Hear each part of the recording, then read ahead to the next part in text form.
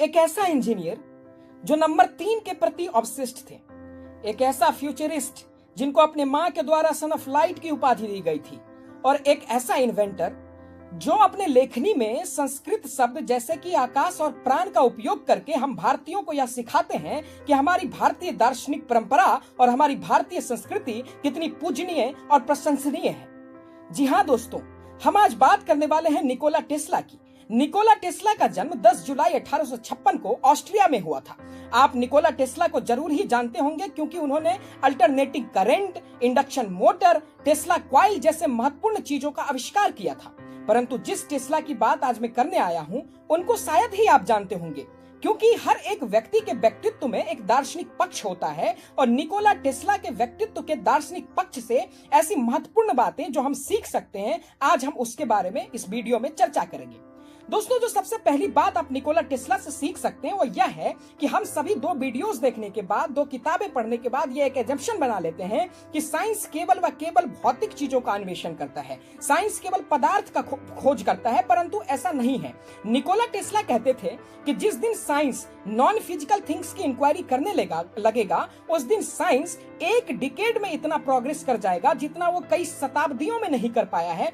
इसलिए हमें यह समझना होगा कि साइंस केवल फिजिकल थिंग्स के बारे में नहीं है, नॉन फिजिकल थिंग्स के बारे में भी है। दोस्तों, जो दूसरी चीज हमें निकोला टेस्ला से सीखनी चाहिए वह यह है कि जो माइंड हमारा होता है वो एक रिसीवर की तरह है, और ये जो यूनिवर्स है वो कोर है। यूनिवर्स जो है एक एसेंस है और इस यूनिवर्स से अलग अलग तरह की वाइब्रेशंस आती हैं, और इसलिए हमें अपने माइंड को हमेशा ओपन करके रखना चाहिए ताकि अलग अलग तरह की वाइब्रेशंस आके हमें अलग अलग तरह के ज्ञान के बारे में बताए और हम इससे अपने चेतना को और समृद्ध कर पाए। दोस्तों, जो तीसरी चीज निकोला टेस्ला से सीखनी चाहिए वो यह सीखनी चाहिए कि कैसे फिलॉसफी और साइंस में एक अलग किस्म का एकात्म है। वो जब 1896 में स्वामी विवेकानंद से मिले थे तो उन्होंने स्वामी विवेकानंद से वेदांत की शिक्षा ग्रहण की थी। स्वामी विवेकानंद ने बताया था कि कैसे जो आकाश है, जो मैटर का रूप है, और जो एनर्जी है वो प्राण का रूप है, वो दोनों एक ही व्यापक तत्व, एक ही सत्य का प्रतीक, एक ही सत्य का आयाम है। इस तरह से निकोला टेस्ला उस बात से इतने प्रभावित हुए कि उन्होंने स्वामी जी से कहा कि हम एक दिन यह विज्ञान में साबित कर देंगे